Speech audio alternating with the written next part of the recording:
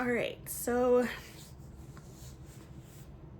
I'm engaged. I'm kind of working on wedding. I have my dogs with my ex. We kind of, are getting our futures together at this point. I'm starting a new career. So there's just a lot of excitement that's happening in my life at this point. And I just kind of finally feel like, well, maybe this is my turning point for things going in a good direction. And unfortunately, that was not the case. So the other thing that's happening during this time frame is as we have dogs, right? I'm learning how to parent puppies and young adults, and I really bonded for the first time with a dog, right? Because I mentioned earlier, my family dog was a security dog. She was outside, didn't really have a close bond. When I got dogs with my ex, our dogs were indoor dogs. I spent a lot more time with them, had more direct responsibilities of care for them, and so yeah, it started to kind of, for the first time, like wear kind of like a mothering hat to an actual thing, and started to like be swayed in that piece. So at the very beginning of my relationship with my ex, that was one of the things that we talked about earlier on. He was kind of undecided. I was kind of undecided if I wanted kids, but kind of more in the sense that like I was scared to have kids because of my family upbringing. And I don't know if you know what was going on in the world, around these times and all the recessions, right? It wasn't necessarily a great economy and all of that stuff. So there was a lot of fears that I had. What I didn't realize until much after this is that I was afraid and I needed a safe space to have that thought of having children. It wasn't that I didn't want children, it was that I needed to feel safe and secure. And anytime I would bring up children with my ex, and I would explain to him that like, hey, our children are going to be multiracial, right? And so it'd be helpful for you to learn about like Black men in society and like race relations and all of that stuff.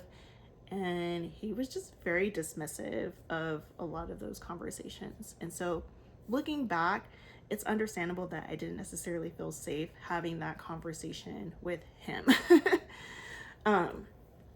However, this shifts around 2016 because at that time, he was always kind of like on the fence, but his older sibling had children, and so he had nieces, and had like kids in the family.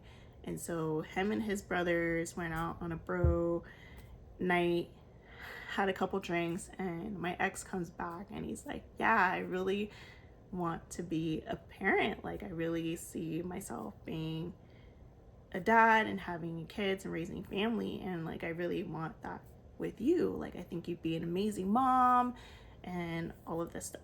And then once we got the dogs, right, like I was even more of like, he would start to call me mom for the dogs, and like, just kind of constant reassurance, like, no, you're gonna be a really great parent, like you're really caring, you're really thoughtful, like you're gonna be really great with kids. So he's kind of hyping me up. I'm kind of like, oh, I'm just like nervous and scared, right? And so after my dad passed away, and I kind of realized like, oh, I have a sense of release because like now I don't have to necessarily worry about my kids and navigating that space. Like, yeah, I'm kind of like curious to know more about like, can I be a parent? So after my dad passed away, I started therapy, with that being one of the things that I was working on, in addition to my anxiety and my travel anxiety, because I knew that was going to impact me potentially being a parent. And so I'm in therapy working on this, right? My ex is, not doing anything as far as like therapy, but, very much is like working on getting financially stable. He's finishing his degree, right? Getting like a career set and all of that stuff. So I feel, and he's also just very supportive, right? He's also like, yeah, I see you being a really good mom. Like, you'd be really great at raising children, right? So he's also just hyping me up.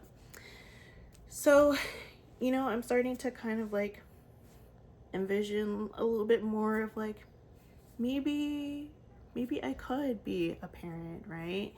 And this is very important as like we're engaged, right? So we're getting ready to get married, right? And so like for me, I wanted to be very clear on like what what our roadmap was going to be for our marriage. And so for me, like, that made it very clear that like we were going to have kids. Now, a lot of my friends at this time will tell you that I was definitely very conflicted, and they will definitely share that I like shared a lot of reservations about like children and being a parent with them, and a lot of concerns about what was going on in society. And that is very valid. And I was also sharing that with my partner, so I can understand why my ex would have been confused. However, what was really going on under the surface is that I didn't feel safe to have children in that space because, again, the emotional upheaval that was still happening at the beginning of the relationship was still happening at that point. And although I was feeling more comfortable as we had like our puppies and, you know, we were kind of like building a more solid base together, there was still this lingering question of like, you know, what he's going to show up as, because he's not doing any of like the racial pieces. He's not understanding that our kids are going to be mixed, right? So like there's something missing here, right? And so I was looking for every other excuse that I could rather than like really facing the problem. And welcome to being human. I'm not perfect, right? So we'll talk a little bit more about that in the next video.